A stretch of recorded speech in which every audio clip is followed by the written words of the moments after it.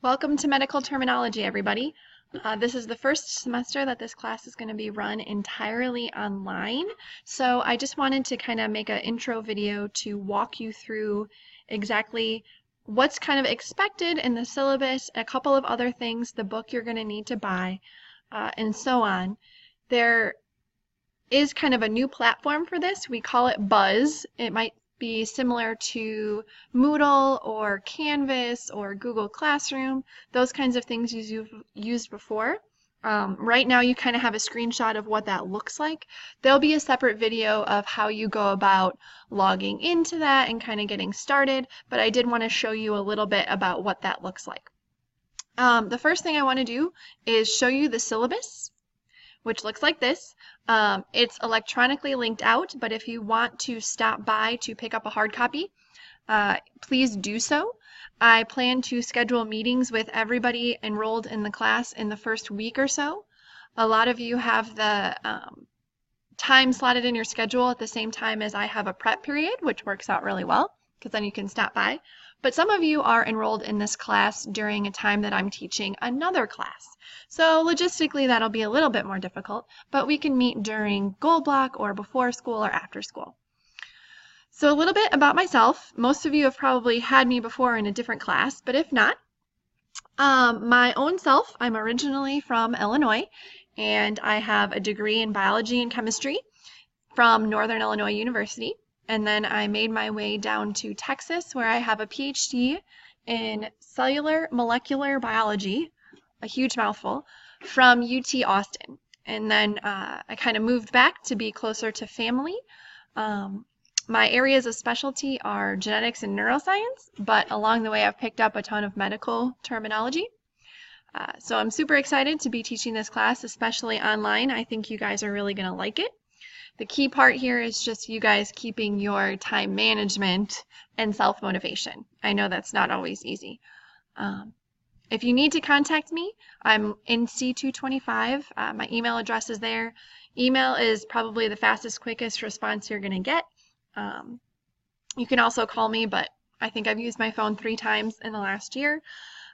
About the course itself, this is a transcripted credit course. So what that means is if you take this class here at Franklin and you get a C or better, then that means you automatically get credit through MATC for this class. There it's called Health 101 Medical Terminology. And it automatically gives you the credit. You don't need to pay anything for that. It's already factored into the grade that you got here at Franklin. And you don't actually have to go to MATC. That's one of the confusing points. You just fill out a form, they send you a transcript, and you can then submit that to whatever college you do want to go to. So it's, free credits. It might not count towards your major, but it's, 3 less credits that you won't have to pay for otherwise when you go to college. And for those of you who, say, I won't need this, I don't need this, just consider it. There's no harm. All you got to do is fill out a form and you're done. And to get it, I've had students who have emailed me, after the fact saying, oh, can I still get credit for it? And the answer is no. So you need to do it while you're in the class if that's something that you want to do. And I'll show you the form for that in a second. This class is basically memorization. So you're going to get a textbook that's full of words, and your ability to memorize those words is what's going to basically be the cornerstone of the class. There's going to be, like learning another language, prefixes, suffixes, root words, abbreviations. If you've had anatomy and physiology before, you're going to be a little bit of an advantage because you've kind of gotten at least the basic anatomy down, and if you take anatomy and physiology after this course, then you'll be at a little bit of an advantage there because you have the medical terms under your belt. As I said, this is going to be completely online, which is why I am talking to you like this right now. I have put in here when my prep periods are, so if that overlaps with when you're scheduled, you can feel free to work in my classroom, come and see me at any time. If not, then we'll have to schedule some time outside of your slotted schedule because I'll be teaching a different class at that time. Let's see. Required materials, you do need a book. and that is something that you need to purchase yourself. I've found the easiest is on Amazon, but you can really get it wherever.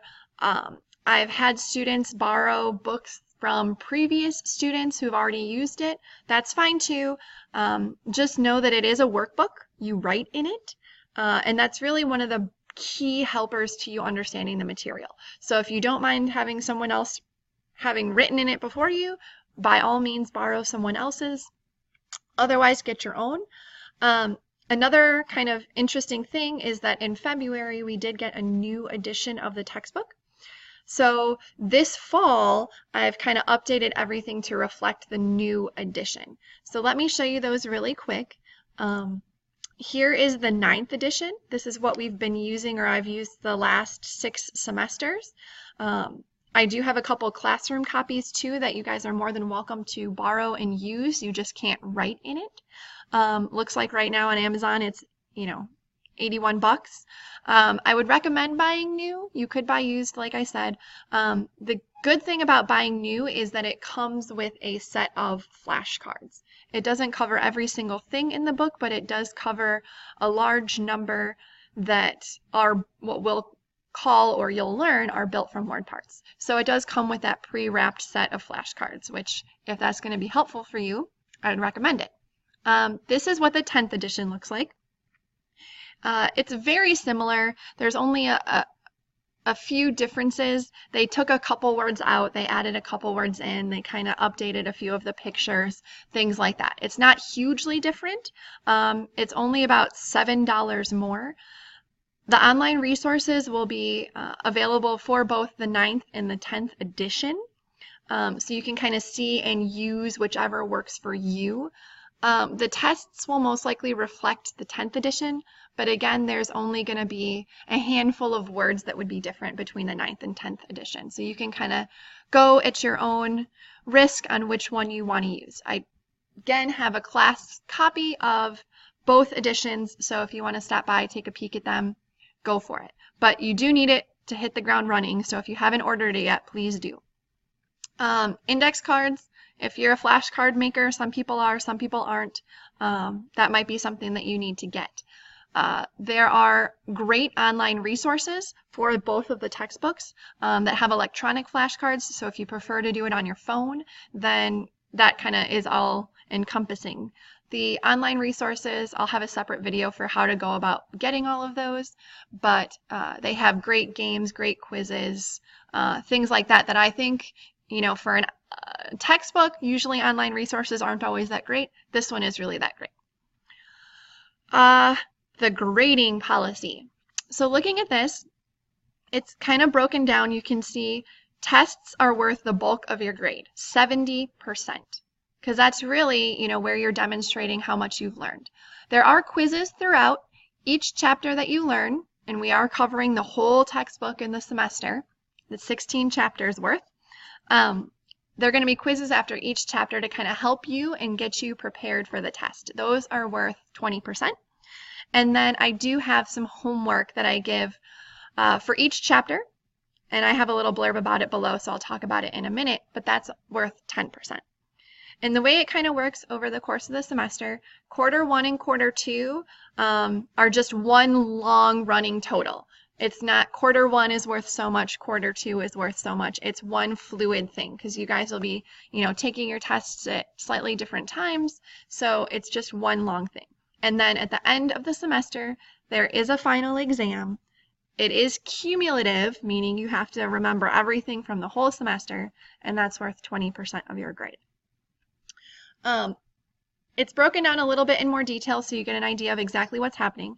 The homework questions, it's just, I have an electronic version, you can get a paper version. It's just basically extra exercises that you can do to help you prepare for the test. And they're available to you at any point in time, and all of that I ask is that you complete them and you turn them in when you're going to take the test.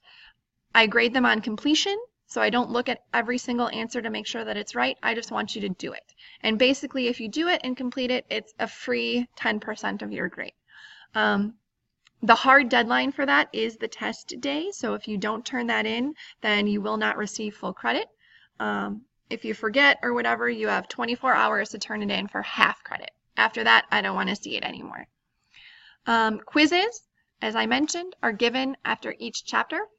They're going to be online multiple choice quizzes through the Buzz system that all of your materials are in. It must be completed by the day of the test, just like the homework. You can do it at any point in time. Some people like to do it after they learn the chapter. Some people like to wait until, the night before the test as a preparer for that test. Usually they're about 25 to 30 multiple choice questions. It'll pull from a larger bank, so not everyone is getting the exact same quiz, but it's all pulling from the same content material. You have a maximum number of 2 tries in the online platform, and it will then average those 2 quiz scores together. So I don't want you taking it a million times until you get 100. You get 2 chances, and they are timed, so you can't spend, 50 minutes looking up every single answer. It's really meant to figure out where your knowledge is at that point. In terms of tests, there are 5 tests per semester. This is the sticking point. This is an online class. However, you do have to come in to take the test in person. These are rather long tests. There are, 150-ish questions. They are all fill in the blank, short answer, diagrams. There's no essay or anything like that, but you're not going to see any multiple choice. There is also at the very end a list of words that you have to read out loud to me for pronunciation. It's one thing to be able to read the words, but in common practice, you should also be able to say them. So these are, not really easily delivered tests over the computer. So you're going to schedule a time to come in and actually take that test. If you have it during my prep period, you can come in. If you have it during one of my classes, you're still more than welcome to come in and take it during that class time. You have 90 minutes to complete it, and you can't stop in the middle. So you have to really plot out your 90 minutes, because once you start, you have to finish. You can't come back later and finish if you run out of time. Key thing here too, in bold and underlined, there are no retakes and there are no corrections. What you get is what you get. If you don't like your grade, then we got to try harder on the next test. I'm really running this like a transcript at credit course. This is a college level course, so I intend to run it that way, and because of it, that's why there's no retakes or corrections. I do curve the tests, so that is one thing that usually works to the advantage of the students. Once everyone has taken it, I look at how everyone did, and then I take whoever scored the highest and curve that person up to 100%. And then however many points that ends up being, I add it to everybody else's score. On tests, that usually ranges anywhere from 2 points to 12 points. It just kind of depends on how the class does as a whole. And as I mentioned at the end, there is a cumulative final exam that will cover everything throughout the semester. On the website, I will have a calendar with all of deadlines. I will have hard deadlines for the test. You are more than welcome to take the test before that date at any point in time. But in order to kind of keep you guys on track for learning everything, I do have, end hard deadlines that you must take each test by. And if you don't do that, then you're going to get a 0 on that exam. I will, when you look at the electronic version of this, I'll go ahead and re-put in those exact dates on here. They're on the calendar on my website. They are on the agenda on the Buzz system too. So you'll see it in lots of different places, but I'll put it here as well. You can see the unit breakdown. As I mentioned, there are 5 tests, and this is kind of what they cover. I'm following the order of MATC, so they do not really go in chapter order exactly, but I did kind of group them. They're in groups of mostly 3 chapters at a time. Unit 4 is chapters 6 through 9. All right, and on this final page here, this is what I want you to print out if you are looking at the electronic version, or if you want to come and pick up a paper copy. This is just a note to your parents and for you to sign that you have read this or listened to this and understand what your expectations are. This is also a spot where you can note anything in specific that I might need to know about you as a learner, as a person, maybe your interests, that kind of thing. And if for some reason, your parents want to keep tabs on you in terms of how you're doing via email or phone. So this is something that I'm going to have you submit to me. I will let you know the exact turn-in date. It'll probably be like a week after we start, just so that I know you know what's going on. As I mentioned at the top, this is a transcripted credit course through MATC. If that's something that you want to do, there is a form. I will link it out to you as well, but you can pick up a hard copy in the classroom. This is what it looks like. You only have to fill out about 5% of it and give it back to me. The deadline for this is September 13th because I need to get them back to MATC. All you need to fill out is the very top part. You do need your social security number, and then you fill out your name, you fill out your mailing address and your permanent address, and it's already been marked with the school that you're going to. You go through and click ethnic origin and gender, and that's it. You don't have to fill out anything else. It's just this very top part. You don't have to fill out any of this bottom part. On the back, it's already been pre-filled in. I just need to change the term. With the class that you are in. Again, for MATC, it's going to be called Health 101, but that's what it is. And that's it. Then I just turn it in. Go ahead and sign the bottom. Again, there's no tuition. Actually, I don't even know if you have to sign the bottom. This is just for you to get registered in the computer system at MATC. There will never be a charge, a fee associated with you getting credit for this course. And they actually loosened the restrictions, so as long as you get a C or better, and for them, a C is, I believe, 70% or better, so it's not quite our same system, then you will receive some credit for this course. So I just wanted to make that clear. September 13th is going to be the deadline for you to turn that in to me. You can either print this out and fill it out and bring it in, or just stop by and pick up a hard copy and do that.